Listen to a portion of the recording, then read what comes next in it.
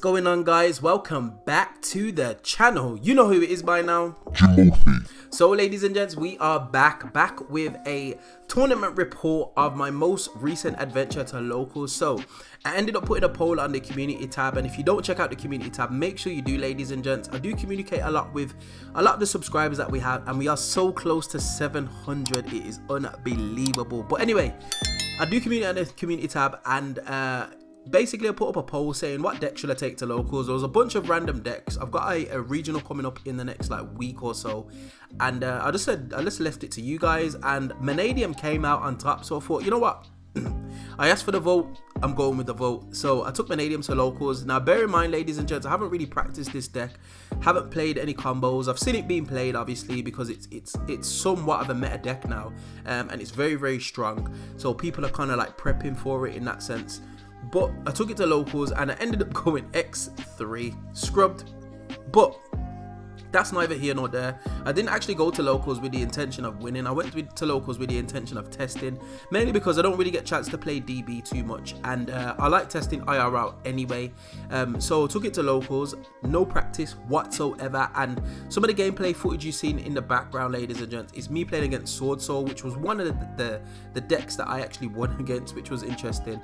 Every other deck I just got cooked. It was a joke, and largely because I was ending on suboptimal boards with more optimal hands, which was a little bit weird to say. But nonetheless, let's just get straight into the tournament report. So I went to locals. I managed to finish X3, which wasn't good. I only won round 2. I played against I played against Dark World, played against Sword Soul, I also played against Gold Pride Punk, and I played against Exo Sister. Dark World, unfortunately, they won a die roll. Didn't see any hand traps. They won game 1, I won game 2, they won game 3, and that was all she wrote, ladies and gents. It was crazy. In fact, I don't even think I won game 3. I lost game 2 because he managed to play through my board because I just set up so suboptimally. Should have searched Visa Star for us, which was a bit of a meme for locals at me, but I managed to just get myself cooked in that game, mainly because I just wasn't familiar with some of the effects that I had. I mean, I had I believe it was like Mannadium Abscission in Graveyard, so I could have special summoned the Star Frost, but I decided to go with a normal summon. Searched the Scareclaw Rykart, and it literally took me nowhere. Like, it took me nowhere, ladies and gents. So that was a bit of an eye-opener. Round 2, played against Sword Soul. This was a little bit of a stronger showing. I think it's because I had a coffee. The caffeine had kicked in, and I was thinking through my plays before I was actually doing them. I kind of knew where I was going with the deck, mainly because I've watched it being played, not because I've got any experience with it, and I ended up on quite a strong board. I managed to win going 2nd in game 1, and then I believe I won game 3. You see the footage in the background, ladies and gents, that's me playing against Sword Soul. So yeah, I managed to win. I thought like I was getting a hang of the deck, but I came up against Gold Pride Punk, and again I played so suboptimally. It was a joke. I did actually get double drawed against Gold Pride Punk, which was a bit of a feels bad, and it was my first experience of the deck just being completely shut down. I got drawed 2 turns in a row, so that just meant I just couldn't get anything going. Basically couldn't set up any synchro 8s, couldn't do anything at all, and this deck does search a lot. I mean, a lot, ladies and gents. It's skimming through its deck quite easily, so you do get to a point where you're getting through a lot of your deck and you're drawing into like side deck cards and all that kind of stuff. But I just couldn't get going, and then he ended up just KOing me and just making some crazy board. So lost against Gold Pride Punk. Funniest thing was that after he beat me, he dropped. And he just says, I just want to take the win and leave, and he's like, he dropped. So he did give me the win, but he did leave. But like I said, I only came for the testing. I'm not really interested in the result. Last game was up against Exo Sister, and again he drew just the absolute stones. I think he drew Dark Ruler twice, which basically forced out my counter trap. And because he forced out my counter trap with Dark Ruler, he was able to kind of like play through the rest of my board. Exo Sisters are an interesting beast, I'm not gonna lie, but again, it was my familiarity with the deck. The times that I should be searching Visa Starfrost as opposed to like a normal summon is something that I haven't quite learned yet, so something that I'm going to be taking forward in the future. But all in all, like, the deck did perform as well as it could have in my incapable hands. Somebody more capable would definitely have took it, because there's quite a variety of decks at locals. So Droll is not always in the main deck. People aren't always looking out for Mannadium, so you've got a little bit of an advantage. But if you go into a more like higher tier event, people are going to be looking for Mannadium because it is a very strong deck. Hence, they're going to start side decking things, or sorry, main decking cards like Droll and Lockbird, which I will come to talk about in a moment, ladies and gents. So, what do I think of Mannadium? Now, I can see why Mannadium is a tier 1 deck. It's so strong, like it can... Low impact hand traps just literally do nothing but sneeze on this deck. Like, it's able to play through a lot.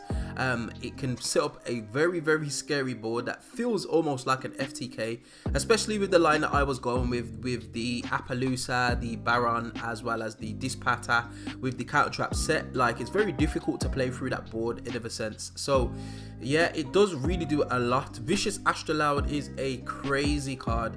Like, the deck always has to have something that's an element unfair for it to make it a meta deck, and I believe that Astrolabe is part of that unfairness. Like, being able to summon a fusion monster with materials from your graveyard and pop a card on summon as well as gain attack, I think it's just absolutely mind-boggling. Like, it is such a threat, just jumping out of the extra deck whenever it's ready. Like, I can see why when I watch like some Mannadium deck lists, they always talk about, I'd love to play 3, but I can easily recycle it. So I kind of get that playing the deck now.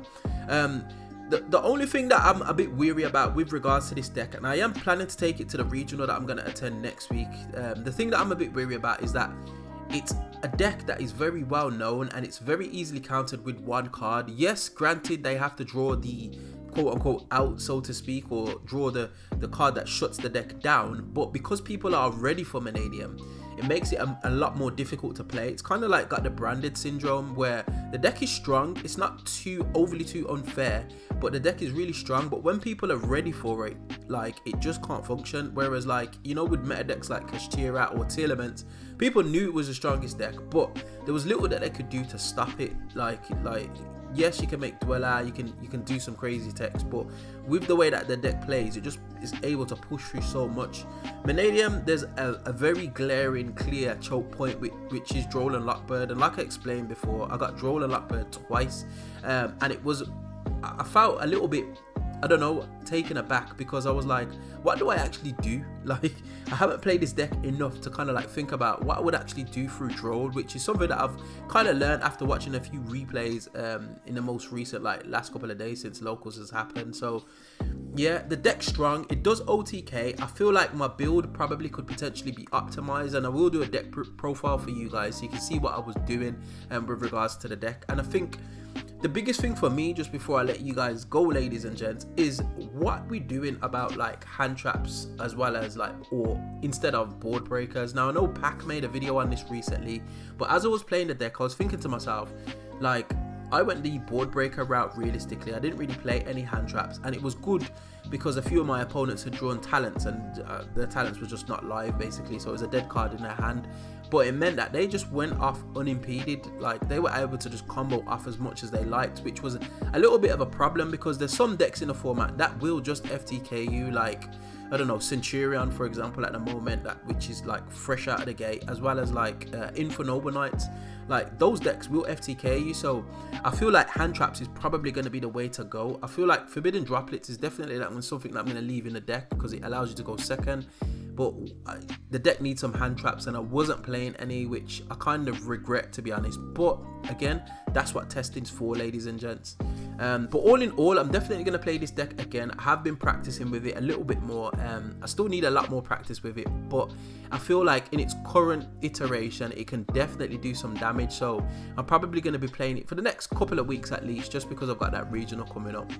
But we find ourselves at the end of another video, ladies and gents. If there's anything I missed, or any kind of text or ideas, or if you're an avid Mannadium player, I'd love to hear from you. Definitely get at me in that comment section below. Like I've explained previously, I'm very active in the comments, so I tend to kind of like generate some ideas and get some discussions going about what I'm looking to do, or what I could potentially do with the help of you guys. So definitely get at me in that comment section. And if you did enjoy this content, you know what to do by now, ladies and gents. Hit that like button, share, subscribe, all of that beautiful good stuff, and I will definitely see you guys on the next video. Hope you enjoyed.